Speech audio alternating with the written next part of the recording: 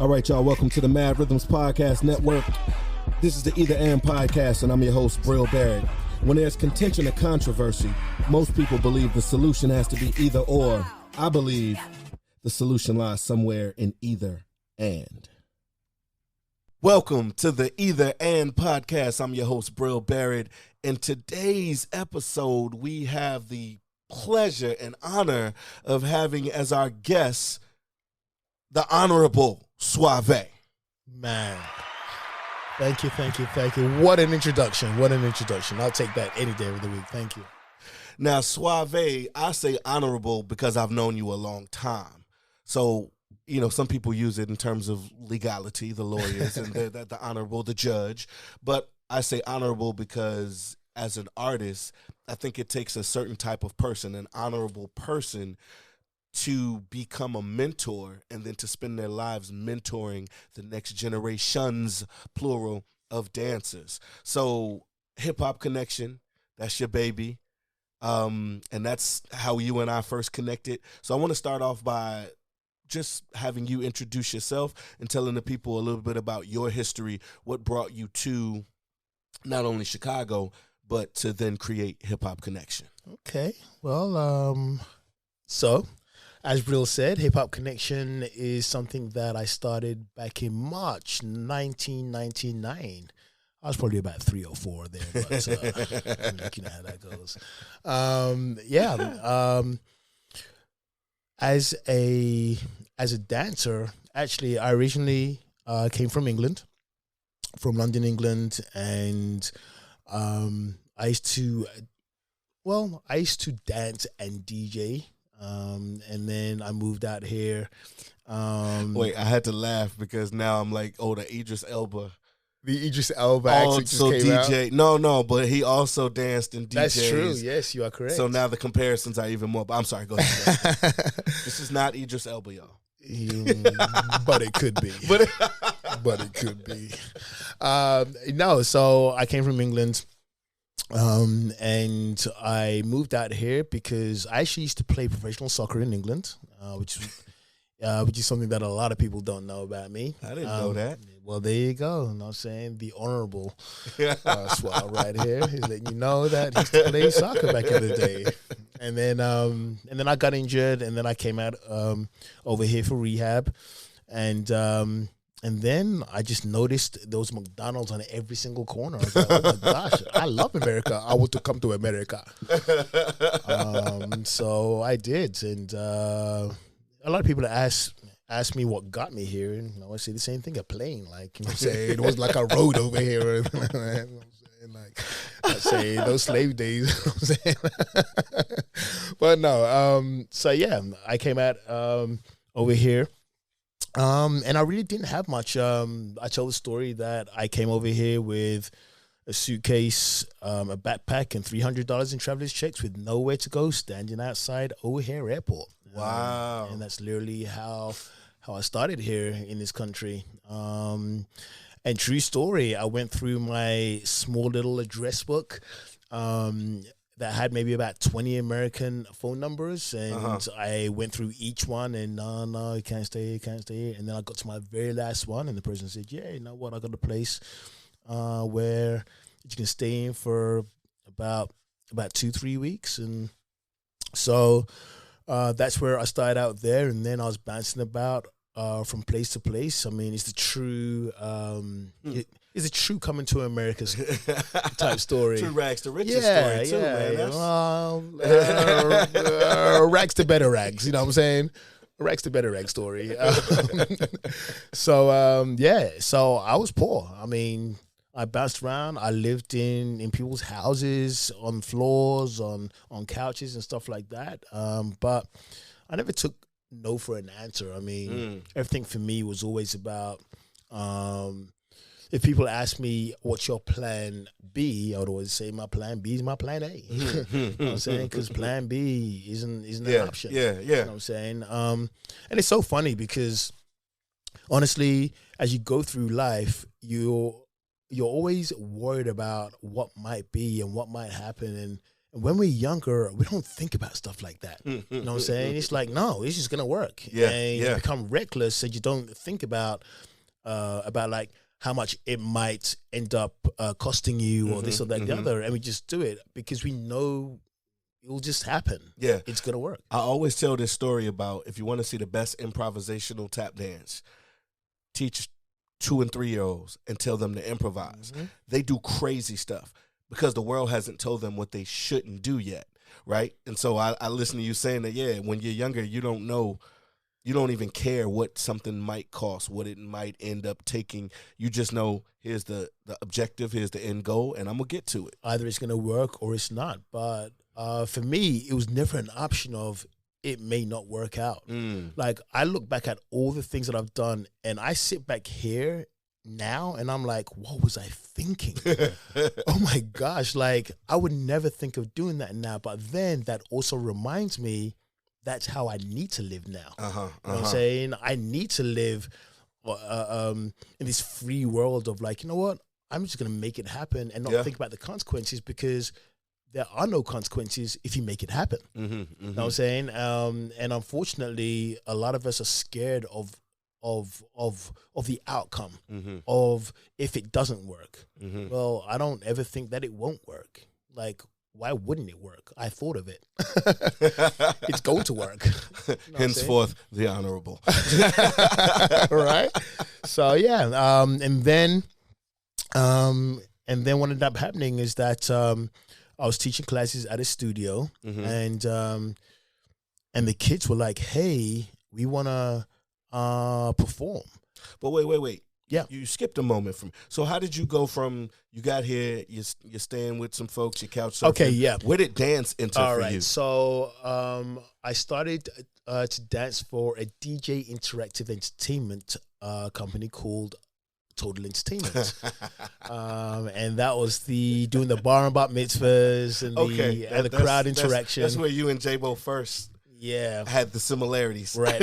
So I started doing all of that stuff, and again, it was about just being the best entertainer that I could be, and we had some heavy hitters in our particular entertainment company, and we were always just trying to be the best, and but through that, I also used to watch the DJ, and I loved the command that the DJ had of the crowd. And then I'd watch the MC. And like, everyone had their own roles. So I wanted to be more than just a dancer at that point. Got it. Then I learned about the DJing world, and that became absolutely amazing.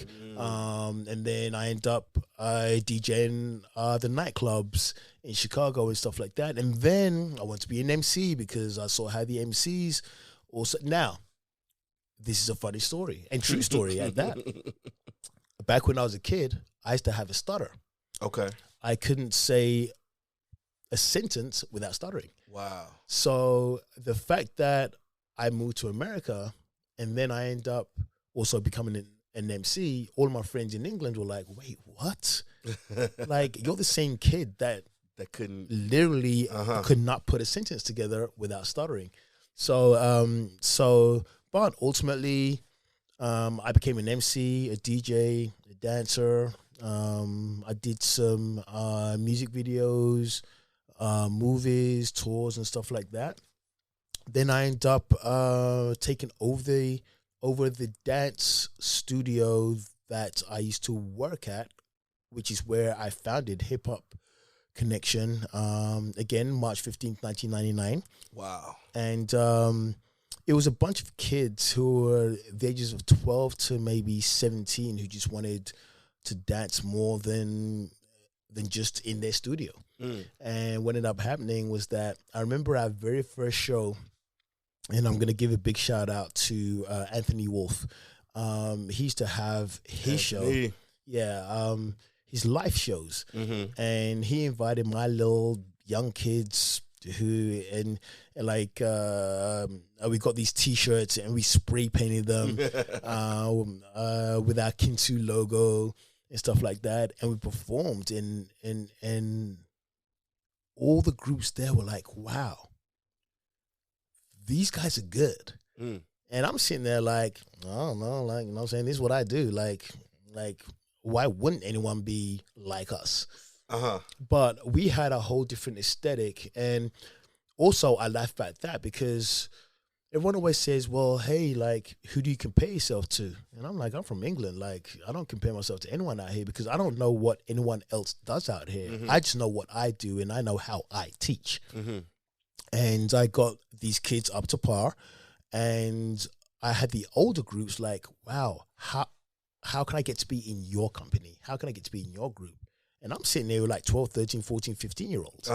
And I've got like 18, 19, 20-year-olds like, I want to be a part of your company. And that's basically how we started to get a little bit more recognized. Okay. Then I want to say a couple of years later, let's have a look. When did we... you know what? As you were talking, I was literally trying to place... What year was Rome and Jules? Rome's and Jules. Was that before the one? I want to say... No. So Rome's and Jules happened the first year. Okay. This is how crazy I was. It's the point where I didn't think about things. I just did them and just knew that it was going to work. So I wanted to do a community show. And at that community show, I wanted to invite all the groups who I knew at the time, Mad Rhythms included. But at the same time, for the very first Rome's and Jules, I was like, you know what? Let me do it the same weekend. So I'm going to do the one on the Saturday and Rome's and Jules on the Sunday, which was the dumbest thing, right? Bril is laughing hard right now, right? I'm falling out of my chair because he knows that's a no-no. That's crazy. That's a no-no. Yeah. So I remember we did the one on the Saturday, and the craziest part about that was I was only expecting like 100, 200 people, because it was our very first ever community type show. 800 people showed up out of nowhere. And I'm like, wait, where did all these people come from? Like, this was in the north suburbs, right? This was in the north. This is it used to be called the St. Alphonsus, I believe, on Ridge Road. Okay. On Ridge Road, in Evanston. And that was our very, very first show. And I remember 800 people showed up out of nowhere. I didn't know I even knew that many people in America. And it was this big, massive show. And that's what actually started the one.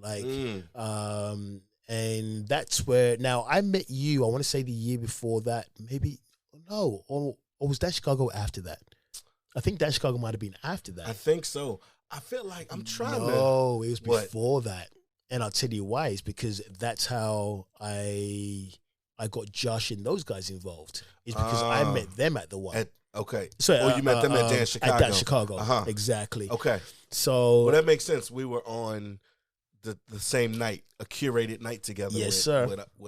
So here's my memory of that same time. I remember you invited us, because you invited us to both. But the way you invite, obviously to the one, come in and do your stuff.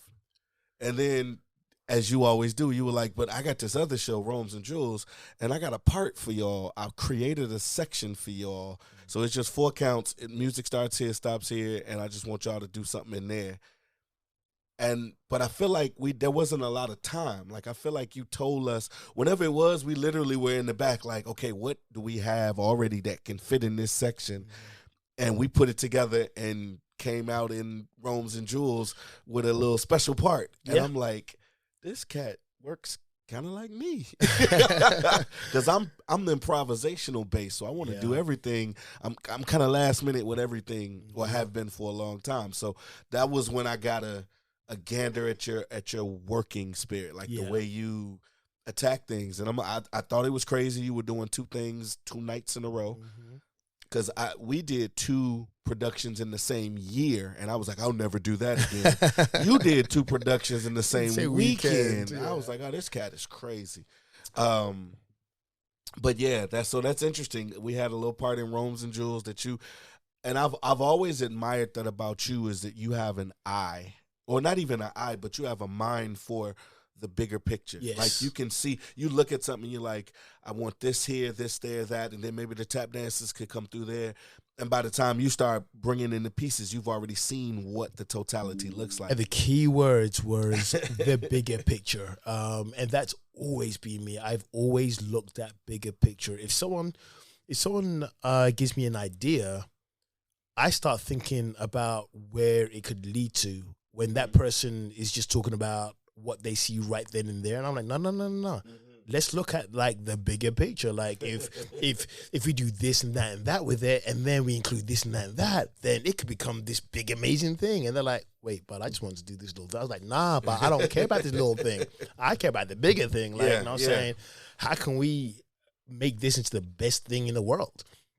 And that's how I've always thought about everything that I do in my world, is like, I want to reach more people. You know what I'm saying? It's always been about inspiring the masses, as opposed to inspiring those that are just in front of me. You know what I'm saying? We can always bigger picture. Right. It's I mean, like, you know what? I love teaching the people in front of me, but I can only do so much and get so much out of the people in front of me. So I want more.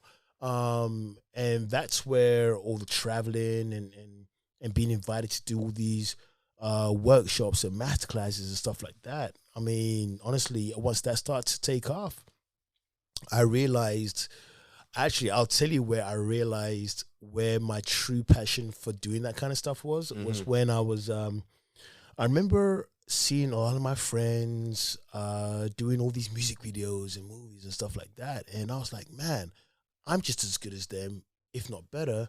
Why are they doing all these things, but I'm not? And then one day I was teaching 3 boys. I think it's 3 or 4 boys, and their mom was watching from an observatory up top and looked down. And after the class, the mom comes up to me and says, "Hey, I just want to let you know that as I watch you, you have no idea the influence you have on my son. He looks up to every single thing that you do, and like he listens to every single word that you say, and he goes home and like he quotes you and stuff like that." And that was the day that I realized that my future wasn't meant to be about what movies or what shows or whatever it was that I was aspiring for, right? And looking at other people for, but it was right here, inspiring people, inspiring the youth. That's interesting that you say that, because I think about the time when, even in my own career, it went from what I wanted to do and what I wanted to accomplish, and it turned into, like I tell people, I never set out to be a teacher. Teaching was what you did in between gigs. It was just literally a way to stay busy, make some money, try to be able to pay bills. But at some point, I realized that the teaching was my gift. And so I used to say, tap dancing is my gift. And then I realized that no, tap dancing is just a tool. The gift that God gave me is how to affect change in my community through the art form, through tap dance. I always say that I don't teach dance. I teach life lessons. Dance is just my vehicle. Yep. You know what I'm saying? So, and I think, I mean, as you and I kind of sit and talk back and forth, I think that's the reason why you and I have always clicked, because I think you and I have always had the same thought about community, about inspiring, about just leading the future. I think that's always been the thing that has always resonated with you and I. I mean, since the first day that literally we met, we became brothers. The very first day. And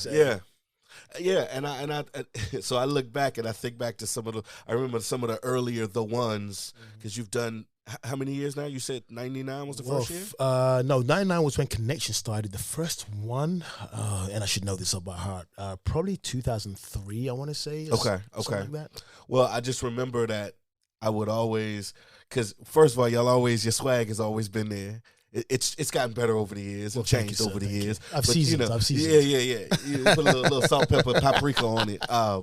But I would always go to, you would always invite us. And it was so funny. I would talk to people. That was like that was my bragging rights. I'm like, yeah, we're the only tap company that gets invited to the one every year. Yeah. Suavé invites. Yeah. So I was like, the top companies. Yeah. And I was like, because at that time, we always knew that inside of tap was also hip hop and also jazz and also all these other elements, also African. But the hip hop community in Chicago never really received us or connected with us in that way until you. Yeah, well, so on that was the big thing that I realized is that I had made friends in the community from all over.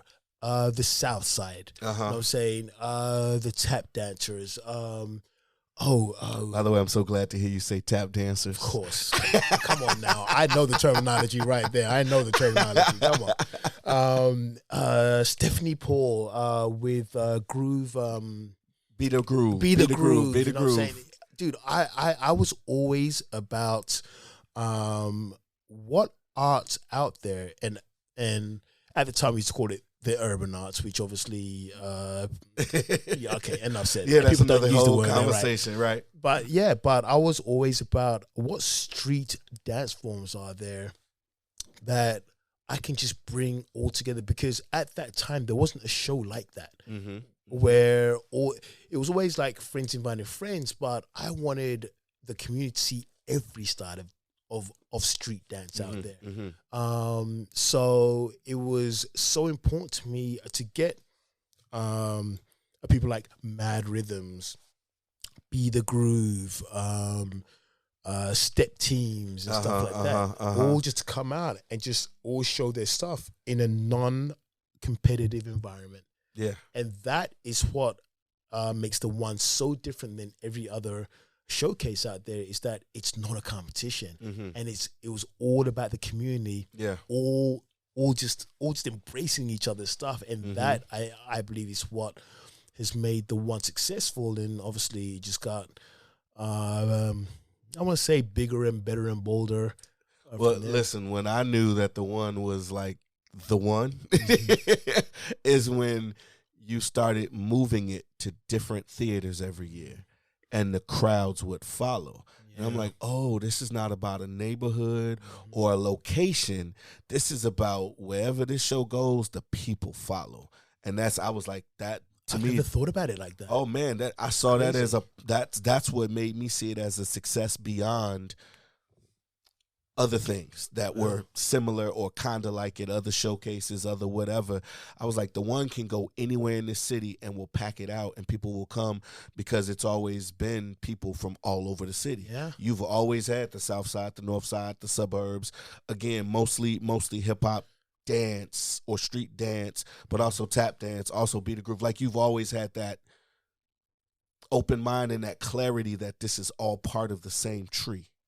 Yeah, you know what? And the crazy thing is, I mean, even the South Side, they always stuck in their lane. And no one ever invited them, and they never invited anyone from outside of that. Yeah. Until we got them into the one. And that basically opened up their eyes to a whole new world of like, oh my gosh, there's a whole new world of dance out there. This is insane. So I think for me, I always wanted to join all of the different facets of the world of dance all together, is because we are all one dance. Hashtag the one. You know what I'm saying? So I think that's something that, again, I didn't even mean for it to be like that. But again, my only vision was to host a community show. And that's what we did. And then through that, it just took a life of its own. But that goes back to the bigger picture. Yeah. Always seen you're a bigger picture kind of person. And I admire that. And that's why I love having you as my brother. Because I'm like, we sometimes when you talk to people and you share things with people, if they don't have the same kind of mindset or mentality, they'll tell you why this is not possible, right? Or these are the things that, you know, whatever, you know. Oh, I don't know if have you ever done it? Well, how do you know you can do it? But when you got somebody who's already in their own life pushing the boundaries every time they do anything. Then when y'all have conversations, they're boundary breaking conversations. Yeah. Then we talk about the next level and the next level. Yep. And it doesn't matter if we haven't seen it yet, because we know we're gonna see it soon. Level up. You know what? anytime I only like to be around big thinkers. If you're not a big thinker, then you're not for me. You know what I'm saying? It's really that simple. Yeah. And I surround myself around, like in the professional world, I only surround myself around big thinkers. And if you're not a big thinker, you're either about to become one or you're not. And if you're not, then cool, I'll see you around. Right. You'll never be a part of my projects. Yeah. And so like talking to people, like I always used to, again, it all goes back to what's your plan B? Your plan B is your plan A, right? Yeah. I just anytime I would ever come with any kind of, well, hey, are you sure? Da da da da. I'm like, do you not know me? Do you not know me? What do you mean? Like, what if it doesn't work? Right. There's no such thing as what is, like, it's going to work. Yeah. Like, and if, because I'm gonna do what it takes to make it work. Exactly. You know what I'm saying? Yep. And it's that constant hustle that people like you and I, and it's so funny because even though, like, I've known you for so long, so I think the craziest thing about you and I is that you once said to me, man, I saw what you did at the one and like how you promoted. So I started to introduce that into my world of like how I promote and the postcards and this and that. But then I'll look at you and see some things that you guys did. I'm like, oh, that was a great idea. I wanna, right? Yeah. I wanna, just take a hold of that and make it into my own. But the best part about that is that the both of us always supported each other. It's like, absolutely, what's mine is yours, what's yours is mine. Oh yeah. I remember when I was like, how do you you'll remember this when I started talking about it. I was asking you about your rates. Yeah. How you come up with the what's the word? The range of rates and how you, and instead of telling me, oh, it's possible you can do this, you just sent it to me. Yep. You were like, here you go. Here it is. And I was like, and so you're right. There's sometimes when you have the knowledge or you have the info and somebody asks you, you tend to want to hold it close to the chest because I don't know. A lot of people operate that way. Yeah. But I like what you and me, it's always been, whatever I figured out, I'll shoot it to you. Whatever you figured out, you'll shoot it to me. And it helps us all grow. Exactly. It helps us all be more beneficial to not only ourselves, but then our young students and dancers under us. There is room for everybody. It is. And I think that's what a lot of people don't understand is that they want to try and keep it close to their chest because they don't want anyone else taking from their success. Well, there's so much more out there. We can all be successful together. Why don't people understand that?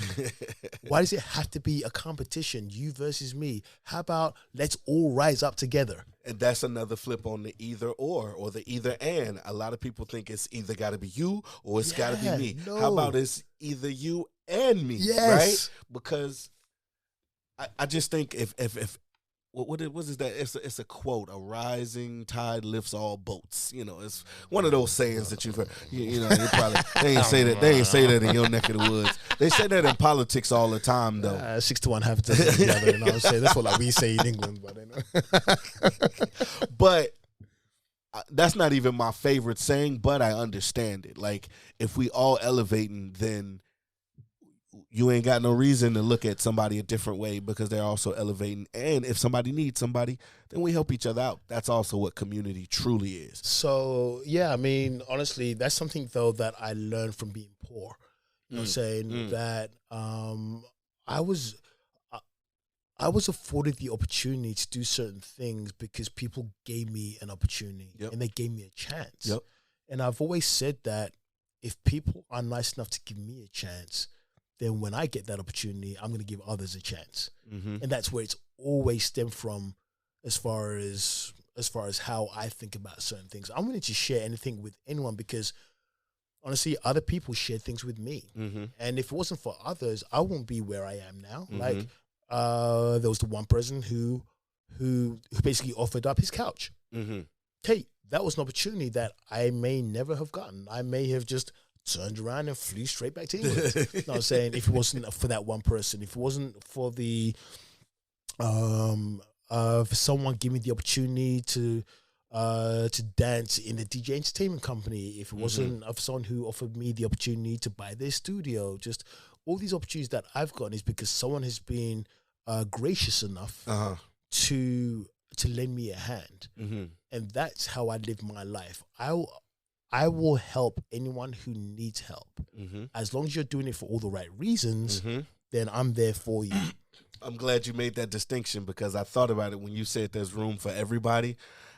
I wanted to put an asterisk there and go, except if you're doing it for the right reasons. Those that take advantage of and wreak negativity into the community, whichever community it is. There's no room for you. We ain't got room for that. And same thing, I'll help anybody as long as you're not trying to do it to get over on somebody else. Absolutely. You know, so we just had the Chicago Tap Summit not too long ago, and we had a lot of students, and people were like, you have so many more students this year. And I'm like, we gave away many more scholarships this year. Because amazing. if the young folks from the community can't benefit, then why are we really doing it? Why are we doing it?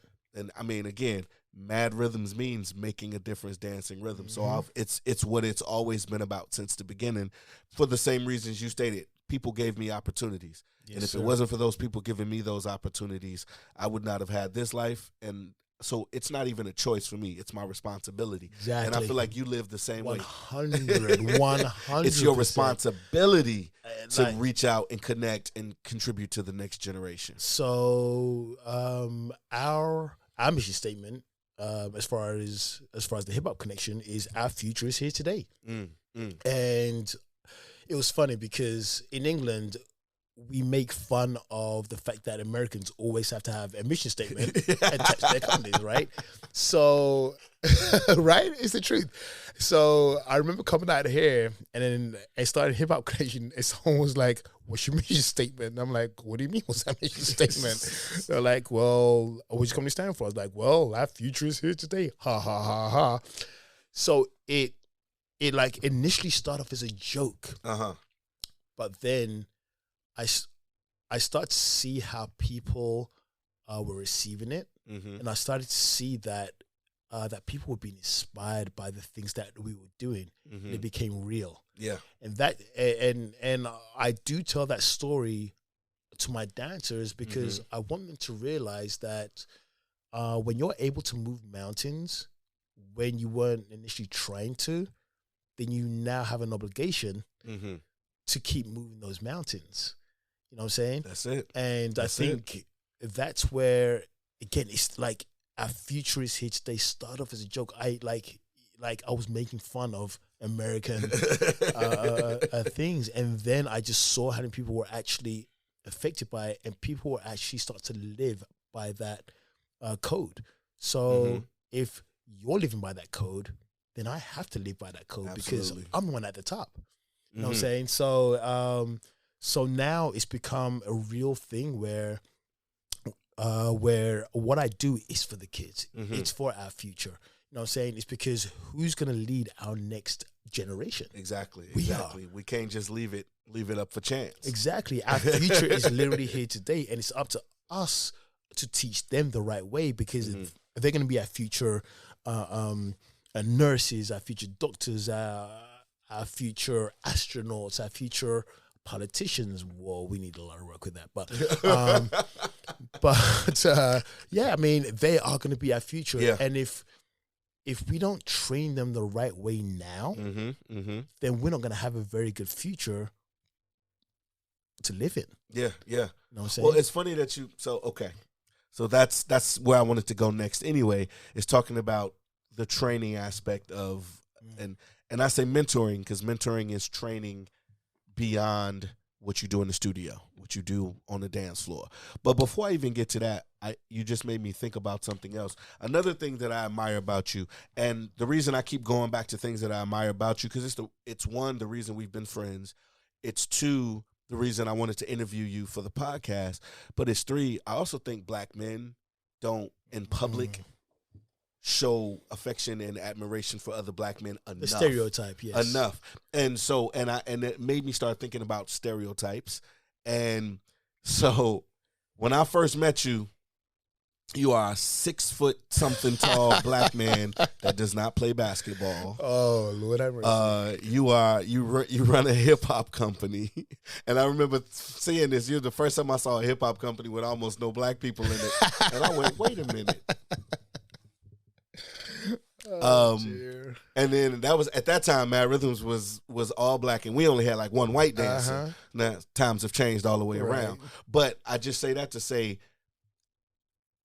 I think one of the things that also keeps us connected as friends is the fact that we don't allow other people to dictate who or how we should be because of who or how we look or any of those things.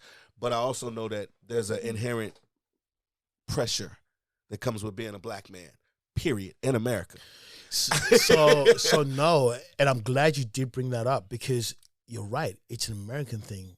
I didn't feel that pressure because I didn't know anything else. I wasn't raised here. I wasn't brought up here. So I don't know a lot of the strife that black Americans have been through or African Americans have been through. I didn't know that. I didn't know about the slave days and stuff like that. I've had to learn about it. And it's funny because it literally got pushed onto me because I was black. And I was like, well, wait, but I didn't live what you lived. Like, why are you pushing it on me?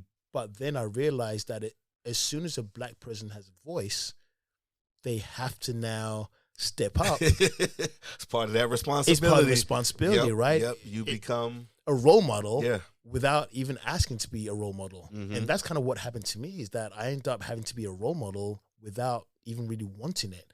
But again, that's when I realized that my life is now on a completely different trajectory. You know what I'm saying? And it's one of those things where I realize now that a lot of black folks think like they don't have a voice. So if someone of influence, which luckily I've been able to attain through the years, and again, it wasn't because I was searching for the influence, right?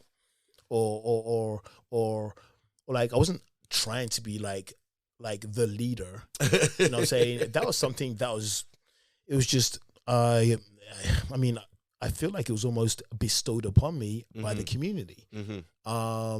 And oh gosh, if there's one thing that I hate is being called the grandfather of hip hop. Nah, stop. You are making me sound old in Chicago. But again, that's how long you've been contributing. If you look generationally, because I'm dealing with that now too in the tap world. I remember being a youngster going to festivals and watching people get honored and taking pictures with these folks. And now I'm going to festivals and getting honored and people are taking pictures with me. And it's not even from an ego thing. It's a weird thing to have bestowed. That's a good word you used, bestowed upon you. But I also relish the fact that my voice, I can now do something with my voice. Well, now these people are listening to me. So I better say something worthwhile. I better do things. I better be the example. I better live in a way that now inspires the next generation to want to do this thing. Because if nobody else tap dances, the tap dance is not here. If nobody else does hip hop or street or urban, whatever you want to call it, then the dance is not here. So I think that now moves into our roles as mentors, and taking the time to build people and prepare them for what's to come. Woof, that was a whole statement right there. That was a whole thing. You know, I mean, honestly, man, when it comes to training dancers and being a mentor for them, it is not so. No, I'll take it back because I was about to say it's not easy. It is. Mm-hmm. It's easy to be a mentor, but is it easy to be the right kind of mentor? Right? It's because there are good mentors and there are, I don't say bad mentors, but there are not so positive mentors. Yeah, yeah. Right? Different. Some people tap into the dark side of the force. Dark side of the force. Yes, Padawan.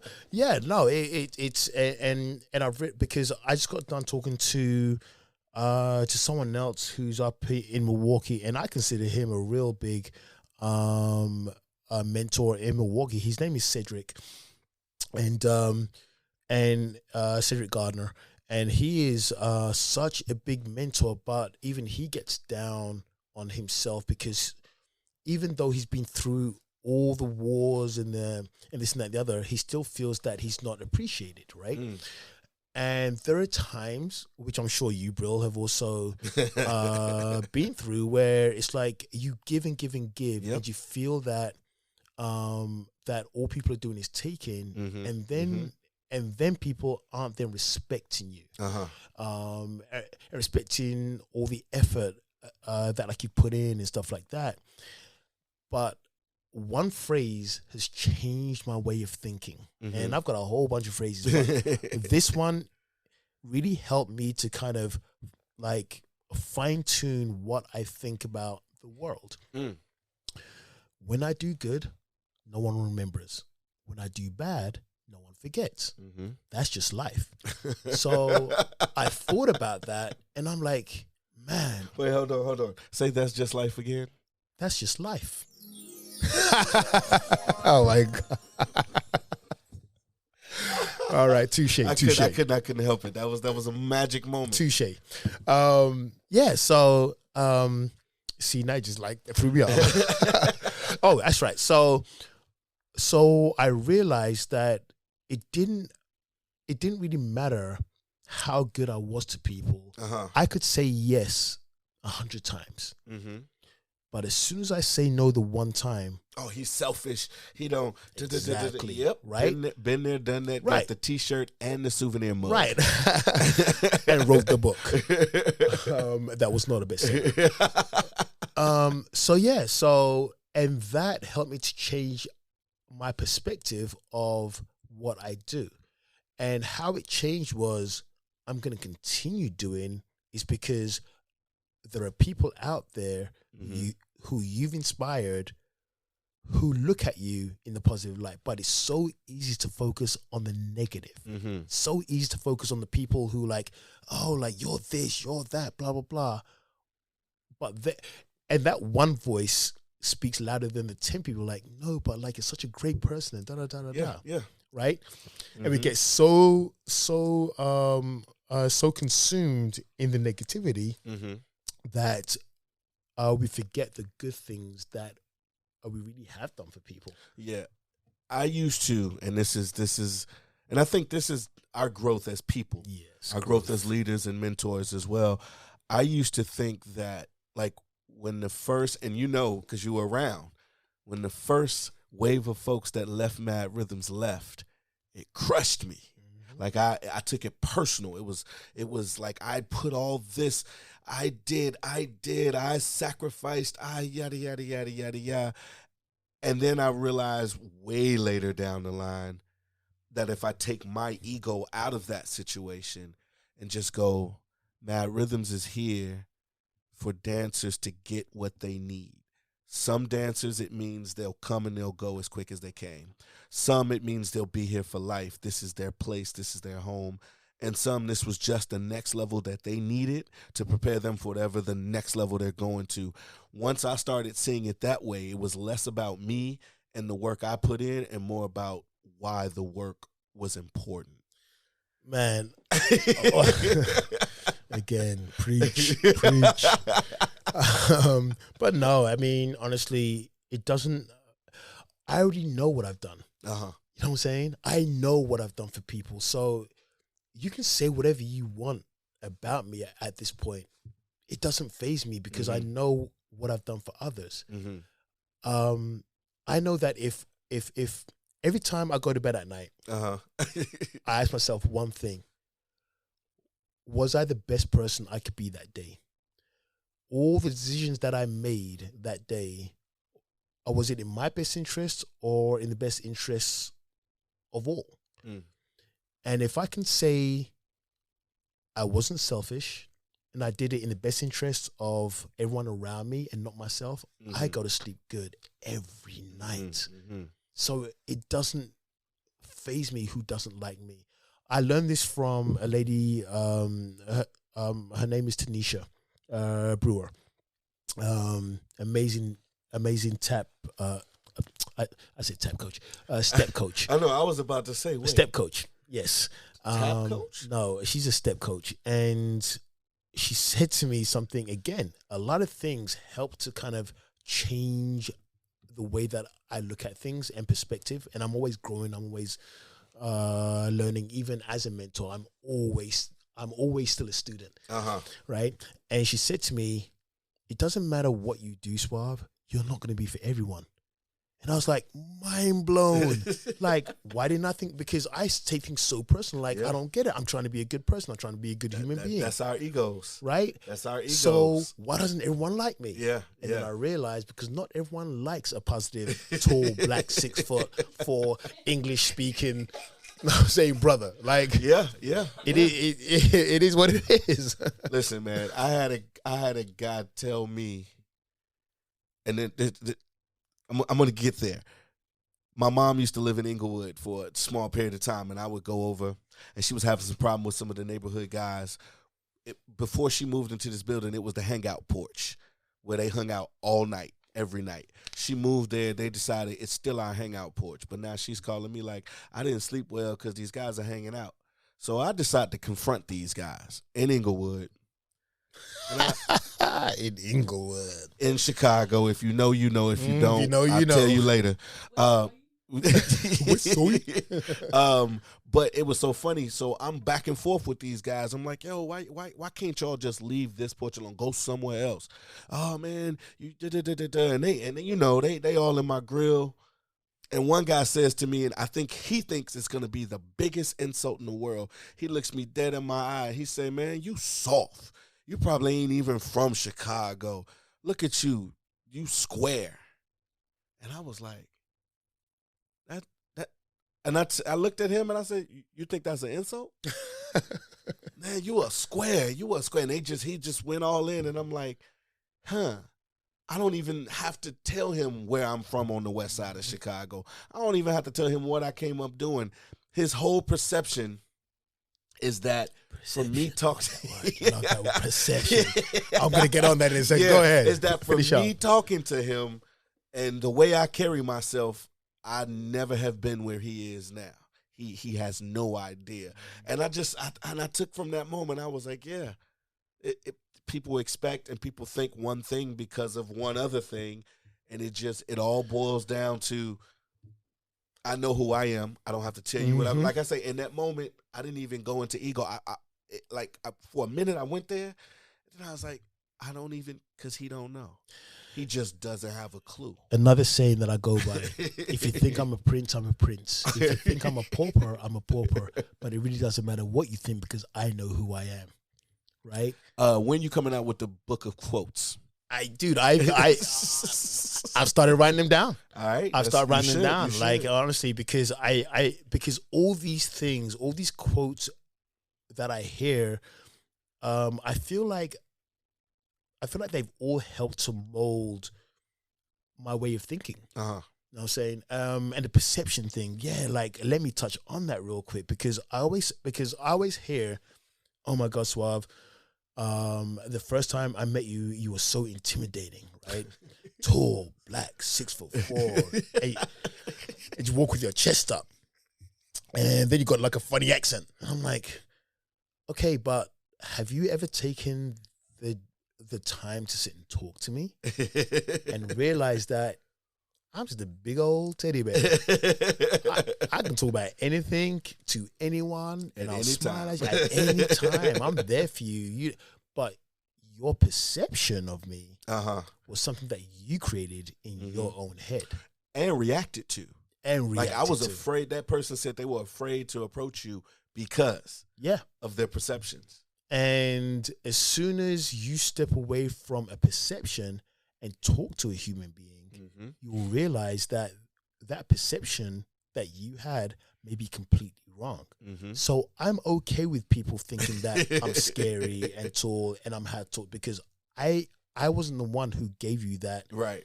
That, you know, saying you stereotype me. Uh-huh. Or what you did is you saw something and you added a stereotype to that. That was your problem, not mine. Yep. So I'm gonna keep doing me until you figure out where you're wrong. Right? Yeah. No. You know what I'm saying? That's another thing that we have a lot of commonality on. Especially you could dance? You're kind of a big guy. And I'll be like, yeah. But watch me do my thing. So I love busting stereotypes and changing perceptions. That's part of that's why I get violent. I bust them up. I kick perceptions down. And the funny thing is, right, so no one ever claims to have ever seen me dance. That's the funny part about it. They're like, dude, we've never seen you dance. There's no videos of you. Well, I told you, I caught one video of you teaching. But you've been dancing your whole life. And that's great. What I do. I teach. Yes, I've danced before, but I've never been a look at me kind of person. I've never been a, hey, I'm about to do something, let's take a video of that. I don't do that. Oh, yeah. I got you. Yeah, right? Yeah. I don't, because it's not about, and no shade thrown on like anyone who lives on social media, but I don't care about it like that. It's not about me. You know what I'm saying? I live in the moment. Not saying that they don't, but either and, right? Right? Come on with the theme. I'm not saying that like what I'm doing is wrong or what they're doing is wrong and I'm doing is right, but that's not how I choose to live. Like, I live in a different moment. You're living through the moment of let me record everything, right? And they say memories. I want them for memories. I've probably got about 20,000 pictures and videos in my phone. I bet. Yep. How many of those do you think I've looked at in the last 5 years? Nope. I only look into my phone. I'm only laughing because I'm with you. I only look into my phone to remember what I did last week. Yep. You know what I'm saying? To remember the choreo from last week. Outside of that, yeah, it's memories, but honestly, memories live in your brain. Memories live in your head forever. You know what I'm saying? Yeah. I don't need a picture to remind me how someone was. It's how they made me feel is what I remember. Now, that's a saying that I've heard quite a bit. Yes, like, and I've heard that saying as well. You know, people, they won't remember what you did, always what you said, but they'll always remember how you made them feel. And I think, and it's funny that you brought up the social media because, you know, as you and I were talking before we actually hit the record button, we were talking about the things of, like, for me, I hope every dancer has the opportunity to have a mentor, and that mentor is worthy of mentoring that dancer or those dancers, because it helps define, I think, the trajectory of whatever art form or whatever dance form we do. But, you know, social media has changed all that. Now, if you can record a video, get a bunch of likes, it's on and popping, you're popular, you don't need anybody, can't nobody tell you nothing. And it's a lot of that out here in the world too. And I'm not even saying that that's bad. I just wish it's either and. I just wish that all those dancers have the opportunity to connect with somebody in their lives that will help them steer through some of the things that they may navigate the wrong way. So, yeah, I mean, honestly, it just goes back to, if you want to live that way, cool. Now, I do make a lot of jokes and fun about the about my dances being on social media and TikTok and what have you, and I get it. It's their world. It's their reality. Yeah, I totally understand it. But again, I choose not to and again, not to say that like it wasn't how I was raised, right? Because then it starts to make it sound like dinosaurs. Oh, like you're the, not say you're the like, not saying get off my lawn guy, right? No, it's not like I get it, but at the same time, I can step back and appreciate life without having to look through the lens of a camera. But that is because of our age. Like we're the last generation of, I like to say, analog childhood, digital adulthood. Who's we, man? I know what you're talking about. Okay, all right. I don't talk about that. Look. If you look at this podcast, you see all this exactly. Great. I shave mine off. But I'm saying that to me, that's the benefit because we know life without it. Yeah. We don't need it to survive. Whereas the generations that have come after us, and I mean, there's babies that are learning how to, they can work social media on a phone before they can speak. I got a super funny story. So I was playing, I was teaching class, and I decided to do like, I think it was "Take on Me" by Aha, right? And people were like, wait, that's not a hip hop song. It doesn't have to be. You know what I'm saying? I'm just like creative like that, right? And then so I taught them the song, and then the next week I came back. I was like, hey, what song did we do again? And the kids were like, oh, like, not saying that, like, ancient song. I'm like, ancient? Wait. Oh, song's it? Take on Me. It was like, oh, wait. So if you think that's ancient, what do you think of the songs back in the 70s? They're like, oh my gosh, like, that's really old. So yeah. So then I was like, well, then what do you think about the music in the 50s? And the kid was like, there was electricity back then? I was like, what? I was like, yes. Yeah, like, man. Yeah. Like, this they just don't know. It's a different world. They don't know what they don't know. Yeah. It's a different world. And you have to be, I find myself telling stories and then I can't get through the story with the kids because I'm like, oh, so I'm like, we used to watch, I was like, y'all got footage, y'all can just go to the computer and pull up what you need to see. We had it on tape, VHS tape. And they looking at me like, oh, what's a tape? Right. And I'm like, so a VHS tape is like, da-da-da-da-da, you put it in a VCR. Well, a VCR is... What's a VCR? And so, and it's crazy. So I think just being able to acknowledge that things are where they are now. It's different. But there's also some things that never get old. Mm-hmm. Like having grace with people, being patient with people, like being respectful to people. That's not going to change no matter what the generation is. And I think those are the things. Of course, it's not supposed to change. But this generation, a lot of change in, even in that movement, there's been a lot of change about the respect. Yeah. No, that's right. And maybe that's what I mean. It's not supposed to change. And those are the things I will never stop preaching and teaching and mentoring into the dancers I work with. But you're right, respect does change. I remember the first time when I was start teaching my teen programs and they all had their phones and they would find the nearest outlet and plug in. And I'd be like, y'all know somebody owned this building, right? Not one of y'all asked, can I plug my phone in? You just assume that because you need the power, nothing else matters. So, yeah. And everybody will steal anything from an iPhone. Charger, plug, AirPods.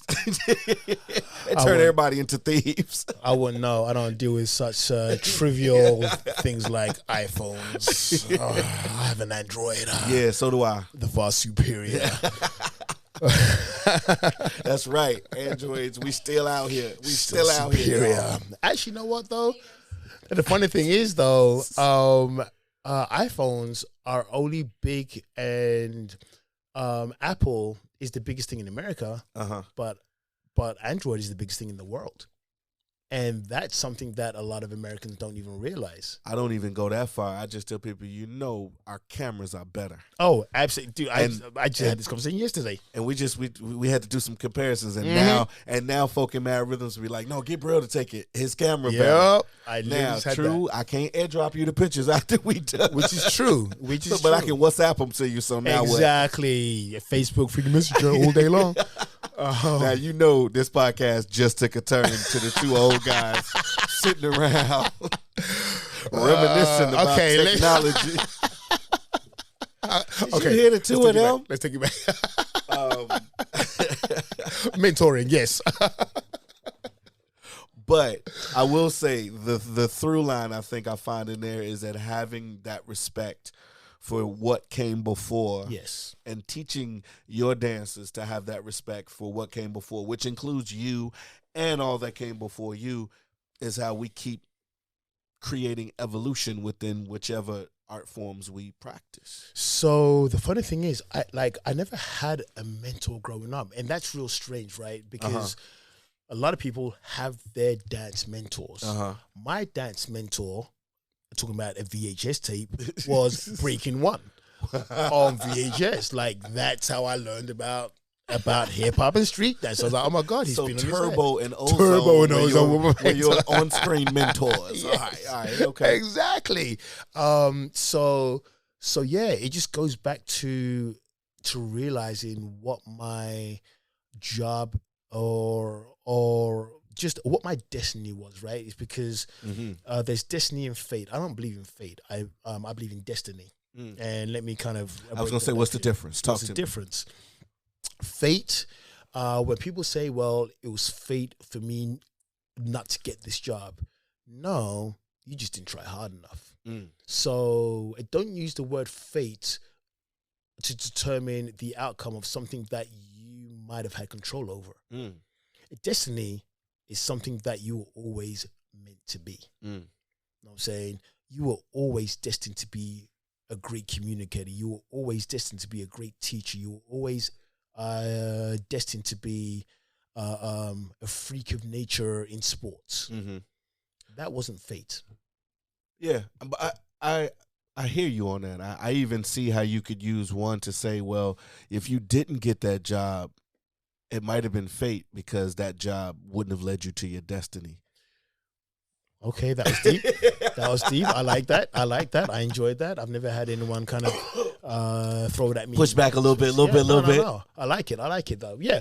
But I think people use the word fate, or can use the word fate, to be lazy. As a cop out. As a cop out. Yeah, no, I get that. Yep. I think, and again, I can only talk about myself and how I got to where I was now. That wasn't fate. That wasn't luck. That was straight hard work. I'm saying I got to where I am now because I hustled. You know that grind. You know that hustle. You've been doing it as long as I have. Yeah. You know what I'm saying? So I will never turn around and say, well, fate got me there. It didn't. That was me. That was me. All me. You know what I'm saying? Yes. Did things happen or transpire so that I end up doing one thing over another? Yeah, sure. It did. But again, I'm not going to, because it doesn't matter what path I took, I was always going to get there. It doesn't matter what path I took, I was always going to be that. You know what I'm saying? With you on that. So that goes back into mentoring. When it comes to mentoring, I think a lot of dancers from the old school, and old school meaning maybe 5+ years, 10+ years, I think a lot of those people understand the importance of someone who trained them. But I believe that technology has taken a lot of that away. And again, either end. It's not that that's wrong, but at the end of the day, don't tell me something that you saw on social media to be the truth without first of all researching where it came from. So like, for example, I was teaching at a convention this past weekend, and I said, all right, show me the jerk, right? And they started doing the backwards run thing, and I said, that's not the jerk. And they were like, well, on TikTok. Yep. And I said, well, let me tell you that TikTok was wrong. They're like, well, how can it be? What do you mean, how can it be wrong? Oh, yeah. TikTok if it's on the internet, it must be real. Yep. Know what to I'm saying? A lot of people, and especially young folks. Right. And I said, no. Like, and I showed them what the jerk was. And I said, the move you were doing was called the reject. Those are two different things. And like, well, we thought, I was like, that's what you get for thinking. How about now studying and learning from someone who knows? You know what I'm saying? That is being a mentor. Yep. You know what I'm saying?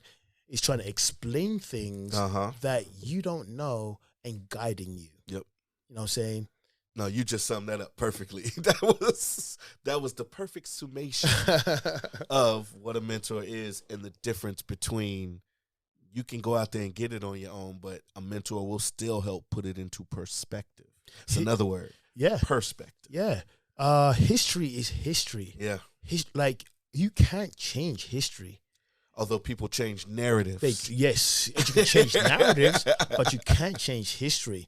You know what I'm saying? Like, where something always came from, it always came from there. Yeah. You can't change that.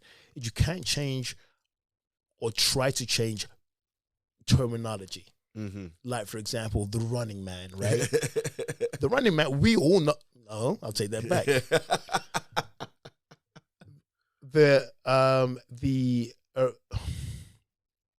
I'm trying not to make it sound old. The earlier generations. That ship has sailed. I know. The earlier generations, we know what the running man is. The running man, I mean, that was something from the 80s. You know what I'm saying? But then when I think of you, right? Quad City DJs came out with My Boo. Was it Quad City DJs? It was one of those guys.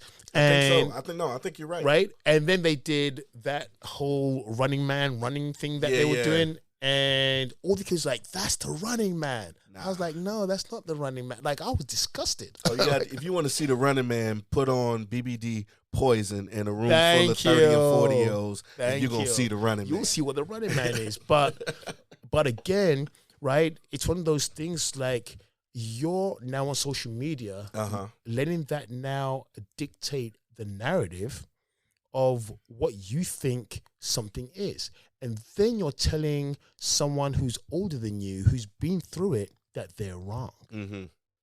Well, at what point do you think that you're now going to grow and evolve? And what do mentors do? Mentors are the ones that help you to grow and evolve. Yep.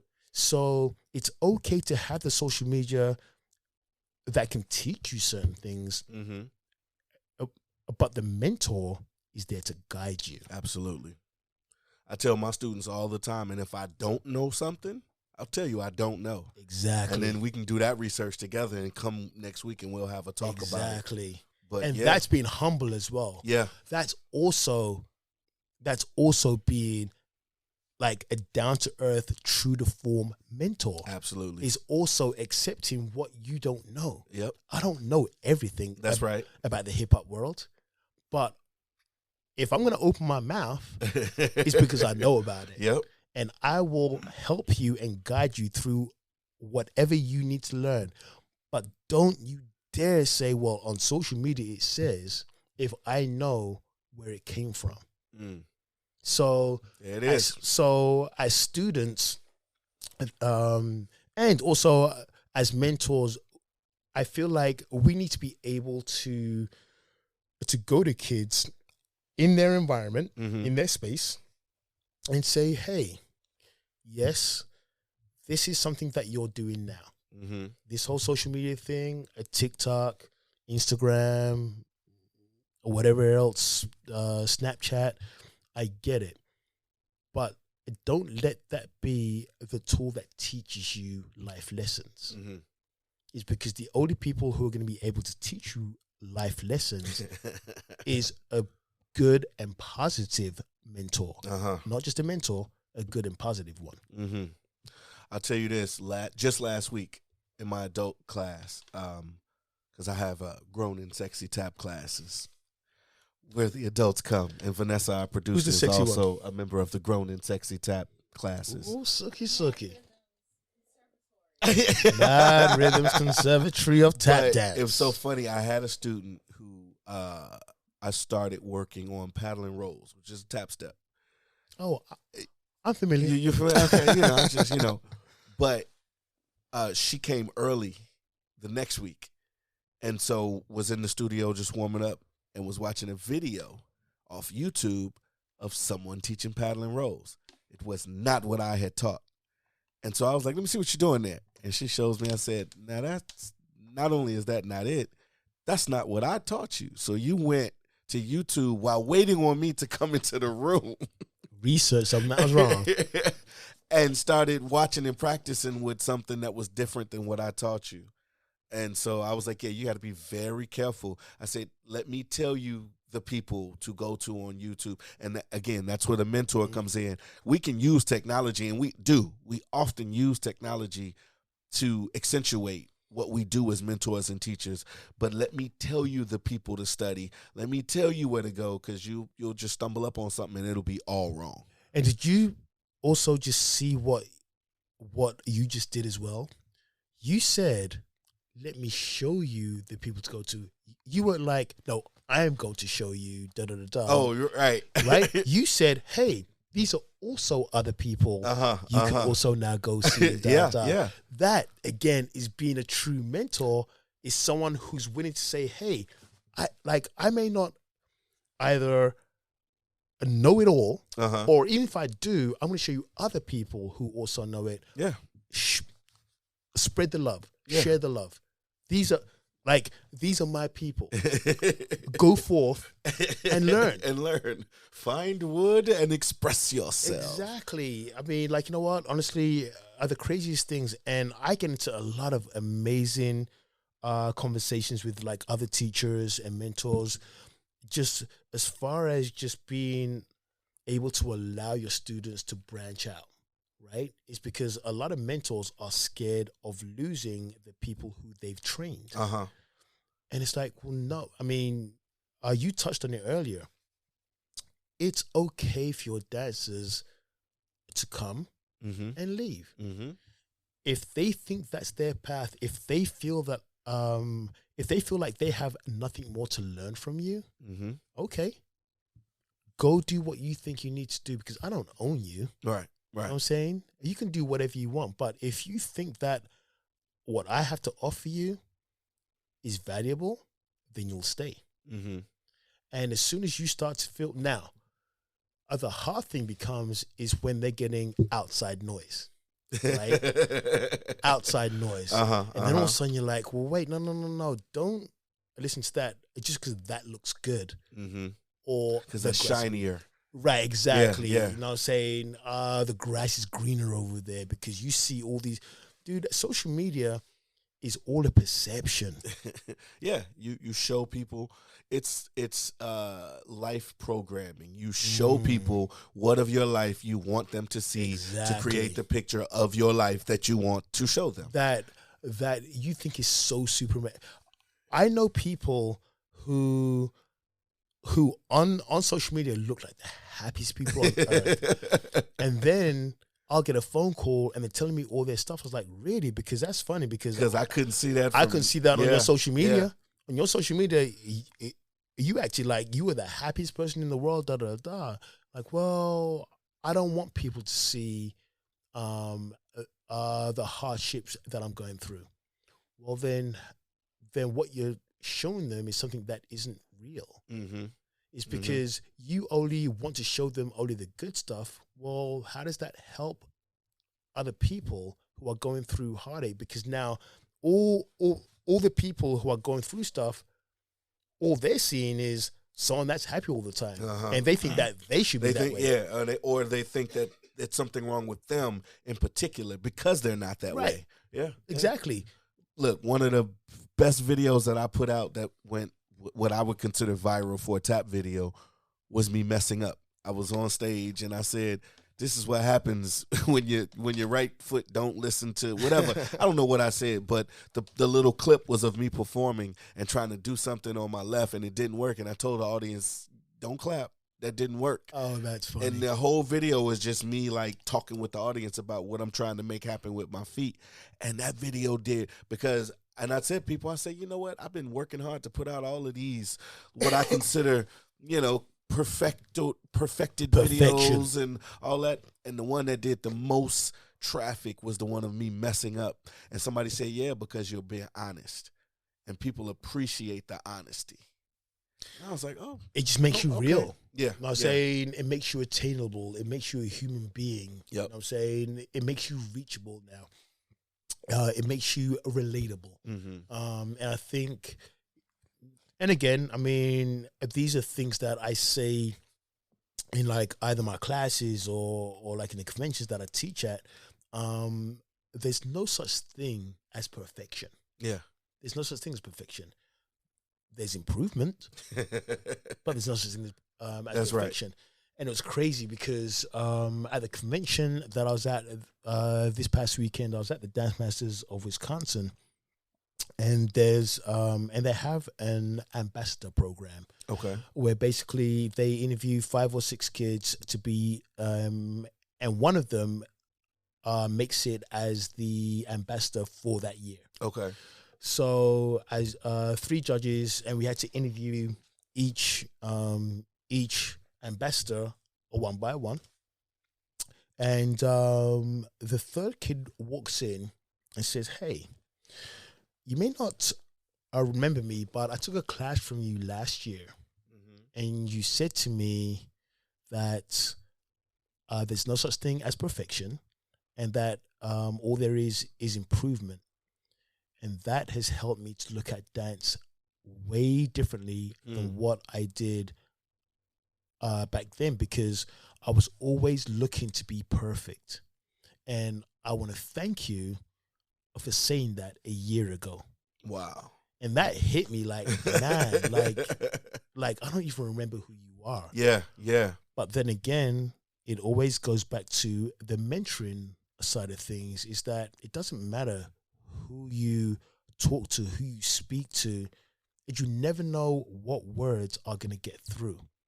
So you just keep on talking, just keep on spitting until, and hope that, you know what I'm saying, someone's listening. Yeah, that the words are getting through. You know what I'm saying? It's because literally, but it's a lot harder though to get that on a YouTube, on an Instagram, because a lot of people say a lot of inspirational things, but are they real people who you know?